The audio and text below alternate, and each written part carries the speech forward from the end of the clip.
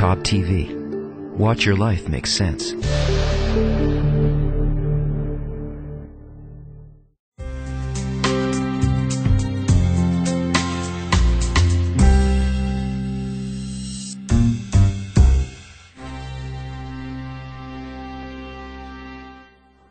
know, I've been thinking about this whole situation in Iran, and I have a lot of friends, especially in London, that are Iranian expatriates, and now they either have the bomb, they're going to have the bomb, or it's imminent they're going to have the bomb, and they can't work within themselves. They can't get along internally.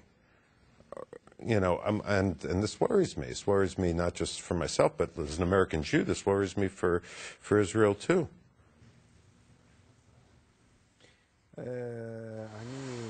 Well, I'm an Israeli Jew, and it doesn't worry me. It doesn't worry me at all. I understand that Ahmadinejad and this whole regime is actually in our benefit, in our favor. It accelerates our development. It brings us to a point of decision where either we shift to a new world order and begin to understand that if it doesn't matter if it's not Iran today, it's going to be Gaddafi or Venezuela, Chavez, whatever.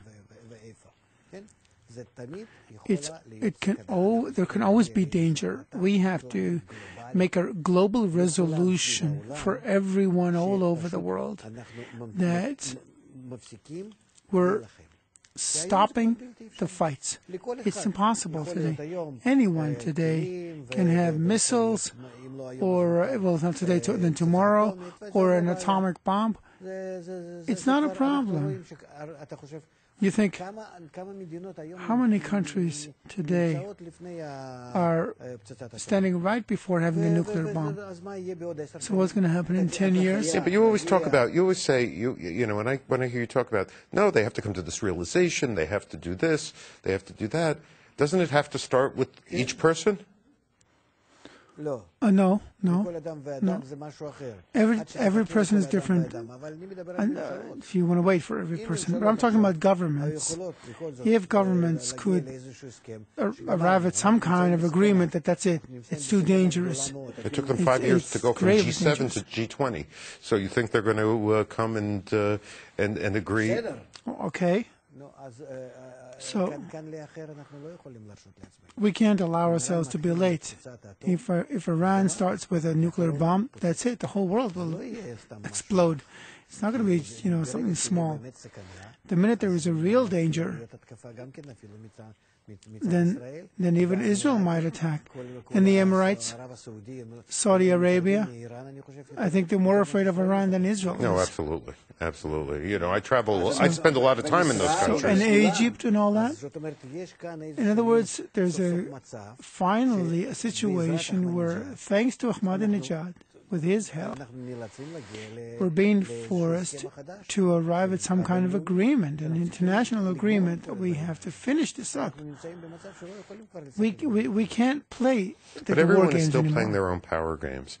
You know, you have the United States on one side, you have Europe on the other side, you have China on the other side, and the Arab countries on a fourth side. And maybe, you know, the countries in South America, the other third world countries have different sets of interest.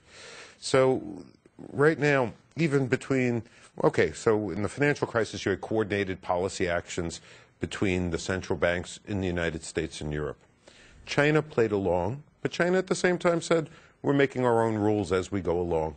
We're going to do what's good for China. For example, they never let their currency float. They still held their currency at an artificial level that wasn't really reflective about to its value.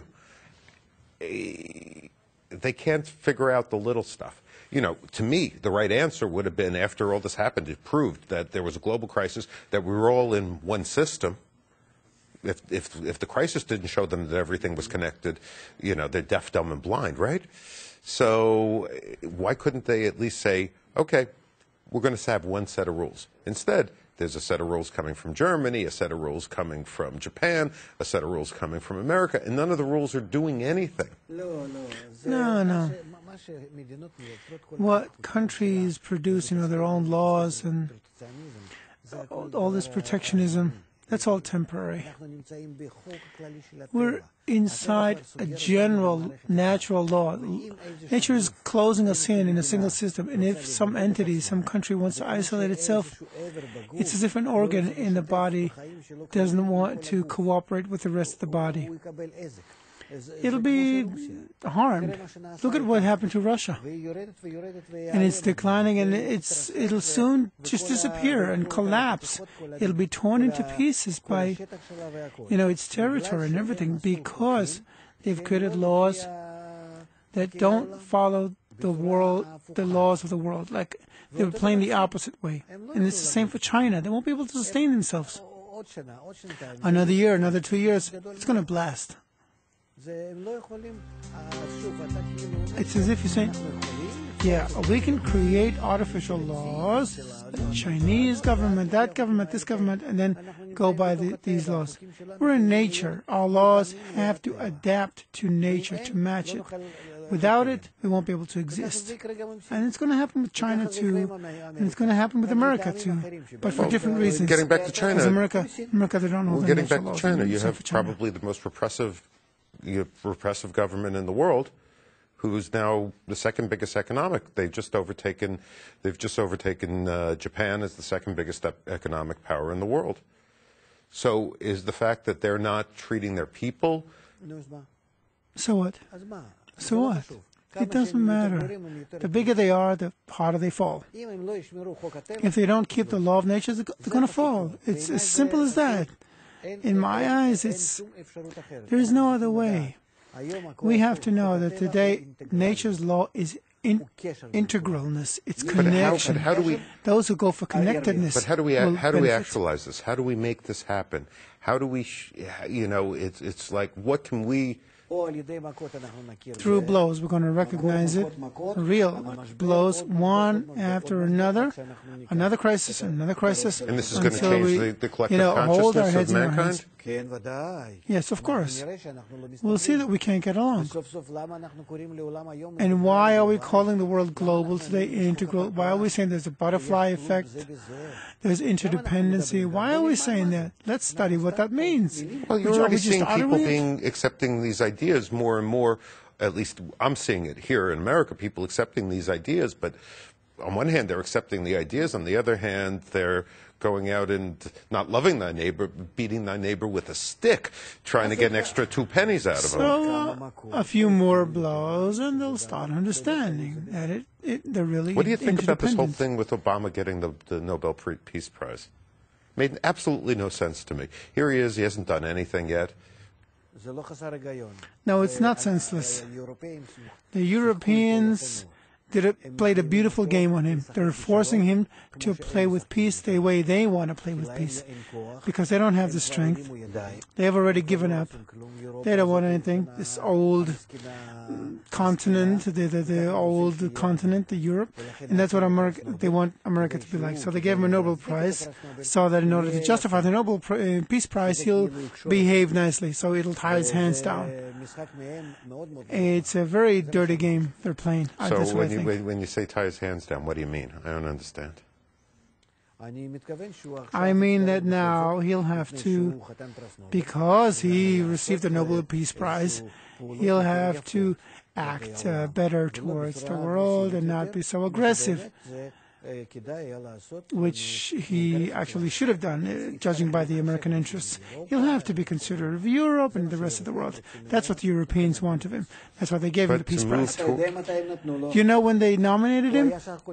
He was only 2 years in office as a president, and they already started thinking about giving him the Nobel Peace Prize. It's got nothing to do with anything he's done. It's just a political thing that they want it to be this way. 6 months ago, but if you could give advice to Obama right now, because on one hand you're saying it was America's interest to be more aggressive, but if you could give advice to Obama, what would you say to him right now about how America should act in the world? America should show the world an example, like it wanted to be, an example to the world. So it should show the world a role model, an example of what integralness means, what is the law of the new world. It should see in what nature explains to us about how we should be connected to each other and how we can approach it. Kabbalah explains that very clearly and very simply and says we have to realize it. You want to check it out. And then the Americans, too, will maintain their lead in the world. They'll be a role model to the world. And America will have its place, and I think to the now benefit they of can't the even world, agree it's gonna that happen. everyone in America should, if they get sick, that they should have an opportunity to go to a hospital. They can't even agree on this. Well, that's because it's all based on the old rules. If you make new rules of connection among everyone, if you start operating businesses for only what's necessary for existence, and the rest that's redundant, you won't produce it, you won't waste so much. But when does You'll Obama, have plenty for everything. See, I feel sorry for Obama. I think Obama, in his heart, wants to change things. I think that he's been roped into the old boys and how they've always done things. I'll never forget after he sat down with Bush after he just got elected, he looked like he aged 10 years after this one meeting. When I see this... Of course. You began to realize what was happening in the system. So I feel sorry for him. I think that he wants to get to another level. I think he wants to take it. He doesn't know how to do it. He doesn't know how to do it. He doesn't know how to do it. And nobody does. Because again, we don't have to be smart. We've gone above nature or against nature long enough. We have to be an integral part of nature. We have to study that law and simply follow it. That's what I would recommend to Obama and to the American government and to all the governments and to the entire world and to every individual person. We are in that sphere called nature. And we, people, are the only element that's going against it, and hence we suffer.